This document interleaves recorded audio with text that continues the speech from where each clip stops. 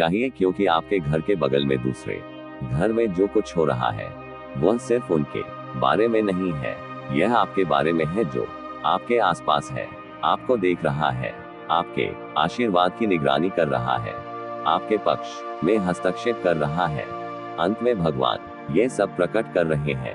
आपने इसे महसूस किया है ना? अजीब भारीपन, अजीब सपने, ऊर्जा परिवर्तन। जब आप उस दूसरे घर से गुजरते हैं, आपकी आत्मा में कुछ फुसफुसाता है कि सब कुछ वैसा नहीं है जैसा लगता है। आप विचलित हो गए हैं, लेकिन आपकी आत्मा ने कभी भी निरीक्षण करना बंद नहीं किया है। जब भी आपके दिमाग ने तर्क करने की कोशिश की, तब भी आपकी आत्मा ने आपको सचेत करना बंद नहीं किया।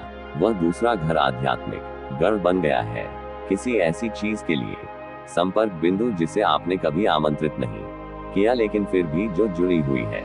इसने आपका अध्ययन करने, आपको विलंबित करने, आपके आशीर्वाद को पुनः निर्देशित करने का प्रयास किया, और अब स्वर्ग हस्तक्षेप कर रहा है, क्योंकि भगवान कहता है कि अगला आध्यात्मिक लेन देन होने से पहले आपको जागरूक किया जाना चाहिए।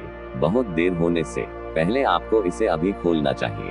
आप देखिए, उन्होंने सोचा कि आप बस एक और पड़ोसी थे, लेकिन आप कभी भी केवल भौतिक नहीं थे। आप प्रकाश लेकर चलते हैं, आप उद्देश्य लेकर चलते हैं। आपका अभिषेक दीवारों के माध्यम से फैलता है। आपकी कृपा आत्मा में सूंघी जा सकती है। राक्षस इसे पहचानते हैं, अंधकार इसे महसूस करता है, और जब आप उनके पास गए तो वे घबरा गए, क्योंकि वे उस दूसरे घर में चुपचाप काम कर रहे थे, चीजों को छिपाए रखते थे, गुप्त रूप से अनुष्ठान करते थे, धीमी आवाज में ऐसे शब्द बोलते थे जो कभी नहीं बोले जाने चाहिए थे। आप पर नजर रखते थे, ये देखने की कोशिश करते थे कि आप कब सबसे कमजोर हैं। आपकी आवृत्ति की नकल करने की कोशिश करते थे, लेकिन असफल हो जाते थे, क्योंकि आप जो लेकर चलते हैं उसकी नकल नहीं की जा सकती।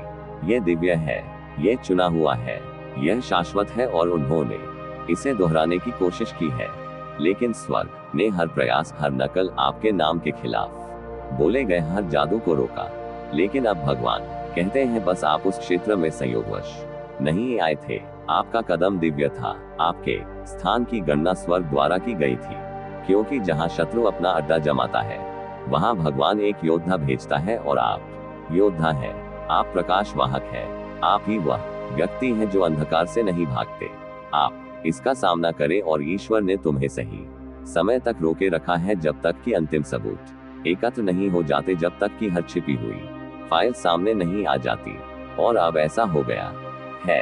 आपके घर के बगल वाला दूसरा घर स्वर्ग से आध्यात्मिक निगरानी में है, और रिपोर्ट आ गई है, एक दिव्य रिपोर्ट। महादेव जी कहते हैं कि वे आपके नाम का उपयोग करते रहे हैं। वे उल्टी प्रार्थना करते रहे हैं। जिस चीज के लिए मैंने तुम्हें जीवन दिया, उसके लिए वे मृत्यु की बात कर रहे हैं। लेकिन मैं कोई सोने वाला देवता नहीं हूँ। मैं कोई ऐसा भगवान नहीं हूँ जो भूल जाता हूँ, और अब मैं एक भगवान हूँ जो उजागर कर रहा हूँ।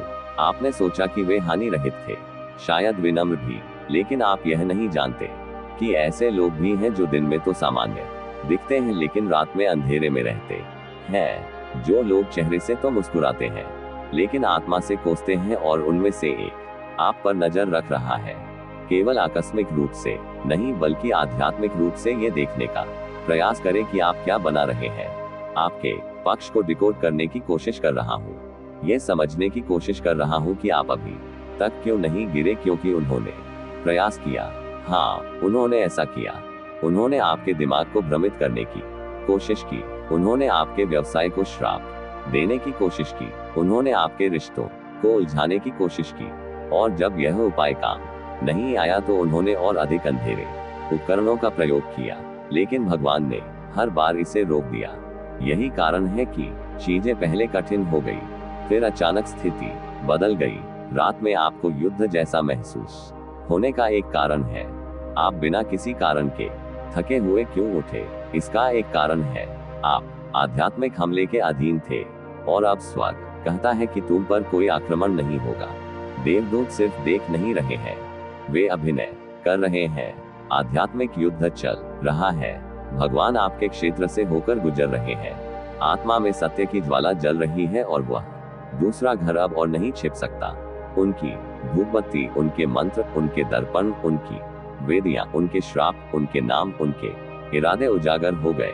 अब समय आ गया है कि जड़ को उजागर किया जाए, क्योंकि अंधकार में निहित चीजों से जुड़े रहते हुए आप उन्नति नहीं कर सकते और शत्रु ने आपके मन में संदेह पैदा करने का प्रयास किया, आपको ये विश्वास दिलाने के लिए कि आप ये कल्पना कर रहे थे, आपको अपनी समझ पर संदेह करने के लिए मजबूर करने के लिए। परंतु अब भगवान ने पुष्टि की है कि आप गलत नहीं थे।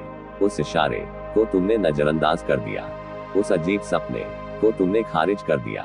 वो फुसफुसाहट जो आपने सुबह 3 बजे सुनी थी, वो स्वर्ग था जो आपको चेतावनी देने की कोशिश कर रहा था, बोलने की कोशिश कर रहा था। और अब महादेव जी कहते हैं, अपनी आंखें पूरी तरह से खोलो। उस घर में कोई है जिसने तुमसे जुड़ी कोई चीज, कोई प्रतीकात्मक चीज, कोई निजी चीज ली है। यह कोई फोटो हो सकती है, तुम्हारी कोई चीज, यहाँ तक कि कोई ऐसी चीज जो तुम्हारे शरीर को छू गई हो। तुम्हें शायद याद ना हो कि तुमने उसे खो दिया है, तुम्हें शायद एहसास भी ना हो कि वह चली गई है, लेकिन उन्होंने इसका इस्तेमाल तुम्हारी ऊर्जा तक पहुंचने के लिए किया, ताकि तुम्हारी आवृत्ति को दोहराया जा सके। लेकिन वे असफल हो गए, क्योंकि उन्हें नहीं पता था कि तुम्हारी ऊर्जा चीजों में नहीं रहती, ये वाचा में रहती है। तुम भगवान के साथ वाचा में हो, और कोई दर्पण, कोई मंत्र, कोई वेदी वाचा को पराजित नहीं कर सकती।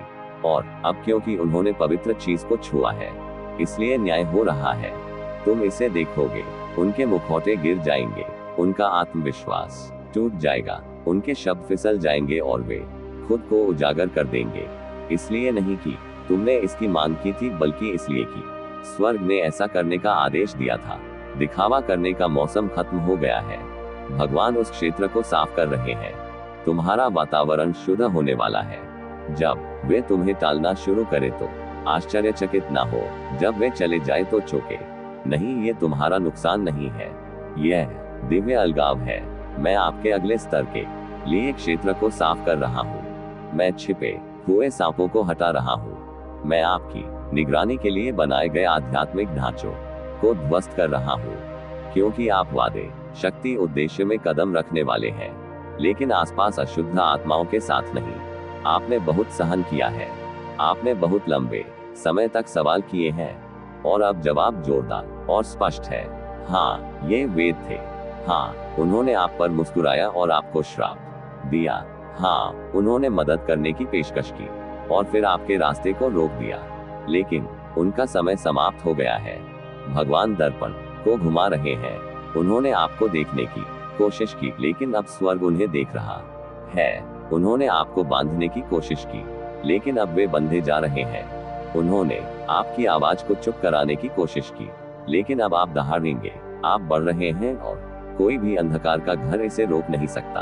आपका जीवन शुद्ध हो रहा है, आपका घर पवित्र हो रहा है, आपका दिमाग नया हो रहा है, आपके उपहार सक्रिय हो रहे हैं, और जल्द ही आपको याद भी नहीं रहेगा कि उनकी छाया में रहना कैसा लगता था। आप स्वतंत्रता, स्पष्टता, दिव्य प्रकाश की ओर बढ़ रहे हैं, और वे आपके बारे में गुप्त रूप से जो कुछ भी फुसफुसाते थे, भगवान अब आपको सार्वजनिक रूप से आशीर्वाद देने के लिए उपयोग कर रहे हैं। अपने सपनों पर ध्यान दें भगवान, और अधिक बोलेंगे। हवाओं पर ध्यान दें, मौसम बदलेगा।